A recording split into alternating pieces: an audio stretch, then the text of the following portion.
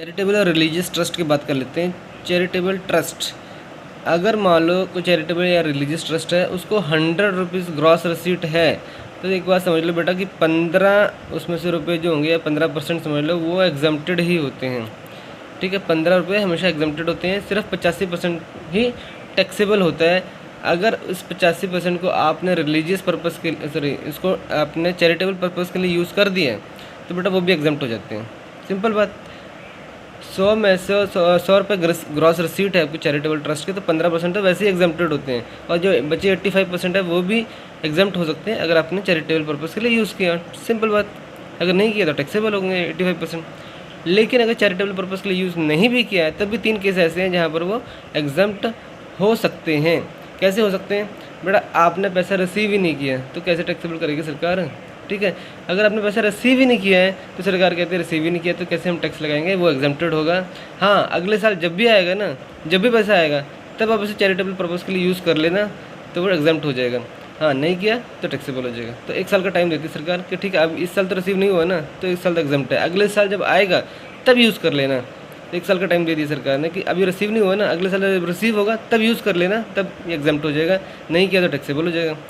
दूसरा है कि रिसीव तो हो गया लेकिन उसको यूटिलाइज़ करने के लिए सफिशिएंट टाइम नहीं मिला आपको, उसको यूटिलाइज़ करने सफिशिएंट टाइम नहीं मिला आपको, तो उस केस में सरकार क्या कहती है, ठीक है कोई बात नहीं, आपको यूटिलाइज़ करने के लिए सफिशिएंट टाइम नहीं मिला ना तो 1 साल और देंगे आपको, 1 साल और देंगे हम आपको, 1 साल के अंदर अंदर यूज़ कर लेना।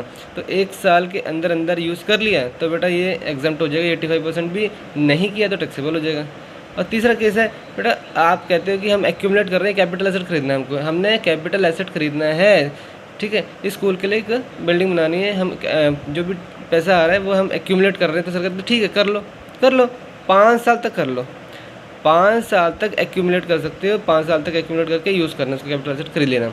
लेकिन 5 साल तक एक्यूमुलेट करने के बाद उसे यूज़ नहीं किया तो बेटा अगले ही साल ये पूरा पैसा हम टैक्सेबल कर देंगे, पूरा पैसा जो भी तुमने एक्यूमुलेट किया है उसको हम क्या कर देंगे, टैक्सेबल कर देंगे। तो ठीक है, आप इसको यूज़ एक्यूमुलेट कर रहे हो कुछ कैपिटल एसेट खरीदने के लिए 5 साल तक कर सकते हो, 5 साल तक ये एग्जम्प्ट करेंगे हम, पैसा जो भी आएगा आपको एक्यूमुलेशन कर रहे हो कैपिटल एसेट के लिए उसको हम कर देंगे एग्जम्प्ट। ठीक है, अब बात कर लेते हैं अनोनिमस डोनेशन की, जो आता है सेक्शन 115 BBC एंड सेक्शन 13(7) में, सेक्शन 13(7) या सेक्शन 115 BBC।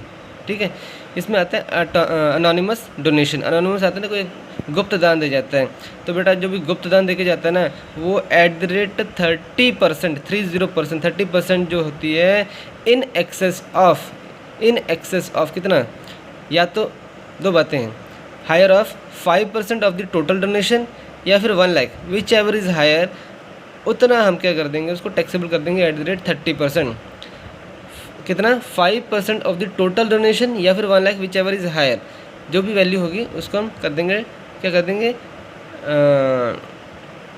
टैक्सेबल @ 30%। तो गुप्त दान जब देके जाते हैं ना, सरकार कहती है तो जानबूझ के टैक्स बचाने के लिए देके जाते हैं और तुमसे वापस पैसे ले लेंगे, ठीक है, क्योंकि तुम्हारा टैक्सेबल नहीं है। तो लेकिन ऐसा नहीं करने देंगे हम ऐसा होने नहीं देंगे, हम इसको टैक्सेबल करेंगे फ्लैट @ 30%। लेकिन कितना एग्जम्पशन दे देंगे हम, कितना, 5% टोटल डोनेशन या फिर 1 lakh, whichever is higher.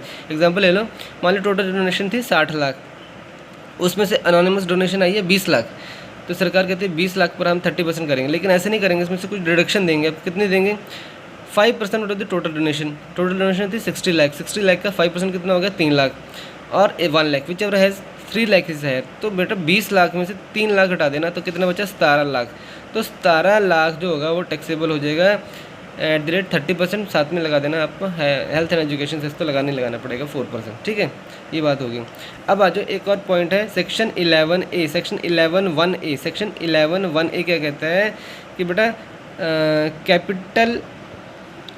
Capital gain deemed to be applied. Capital gain ऐसा नहीं कि चैरिटेबल ट्रस्ट है तो उसको कैपिटल गेन नहीं होता है ना, मान लो उसको कि कैपिटल एसेट एक बिल्डिंग है, उसको उसने बेच दिया 80 लाख में, उसका कॉस्ट प्राइस था 30 लाख, उसने 80 लाख में बेच दिया, उसको प्रॉफिट हो गया चैरिटेबल ट्रस्ट को 50 लाख का, और उसने एक नया एसेट खरीद लिया 40 लाख का। ठीक है, तो इसमें उसको कैपिटल गेन तो हुआ ना, पहले तो उसको कैपिटल गेन हुआ नहीं हुआ, यस, उसने एक एसेट था, कैपिटल एसेट था, उसको 80 लाख में बेच दिया, कॉस्ट प्राइस 30 लाख था, तो उसको प्रॉफिट हो गया 50 लाख का। लेकिन उसने साथ में एक नया घर भी खरीद लिया 40 लाख का, 40 लाख का नया एसेट भी खरीद लिया, तो उसके 10 लाख बच गए। तो क्या करना है अब, तो अगर सेल प्राइस, इसमें क्या कहती है गवर्नमेंट, क्या कहती है कि यहाँ पर हम प्रॉफिट के ऊपर नहीं चेक करेंगे, हम सेल प्राइस के ऊपर देखेंगे। अगर आप सेल प्राइस 80 लाख लगाओगे तो 50 लाख एग्जाम्प्ट होगा। अगर आप 80 लाख लगाओगे ना, पूरा का पूरा जितना में सेल किया होता है, तो हम 50 लाख आपका पूरा का पूरा एग्जाम्प्ट हो जाता है। और लेकिन अगर कम लगाओगे तो देखो, एक हमने बातें की थी 54 सेक्शन की, 54 EF और EG मेरे ख्याल से, लेकिन उस केस में क्या था कि हम प्रोपोर्शनेटली करते थे, लेकिन यहाँ पर ऐसा नहीं है। यहाँ प्रोपोर्शनेटली नहीं है। यहाँ पर अगर जितना सेल प्राइस लगाओगे तो उतने तो प्रॉफिट एग्जाम्प्ट होंगे। लेकिन किस तरह से होंगे, देखो केस देख लो, इसमें मैक्सिमम एग्जाम्पशन कितनी होती है, cost price of new asset 40 lakh होगी, cost price of new asset minus cost price of the old asset जो 30 लाख है, तो 40 माइनस 30 10 लाख ही यहाँ पर एग्जाम्प्ट होंगे। और बाकी जो बचे 40 लाख वो हो जाएंगे। प्रॉफिट कितने बचा था हमारा, 50 लाख था ना, तो बाकी कितने बचे 10 लाख। जब एग्जाम्प्ट हो गए तो बचे कितने 40 लाख, तो 40 लाख टैक्सेबल हो जाएंगे, 40 लाख टैक्सेबल हो जाएंगे। और केस 2 क्या, मान लो 70 लाख का एसेट जो है, नया एसेट खरीदा है, 70 लाख 70 लाख का नया एसेट खरीदा है, तो मैक्सिमम एग्जाम्पशन कितनी होगी इसमें, maximum cost price of new asset 70 lakh minus cost price of old asset 30 lakh, 70 minus 30 40 lakh, 40 lakh exempt हो जाएंगे। इसमें से 50 लाख में से 40 लाख एग्जाम्प्ट हो जाएंगे, 10 लाख टैक्सेबल हो जाएंगे। सिंपल बात समझ में, cost price of new asset minus cost price of the old asset, simple, इतना एग्जाम्पशन मिल जाएगा।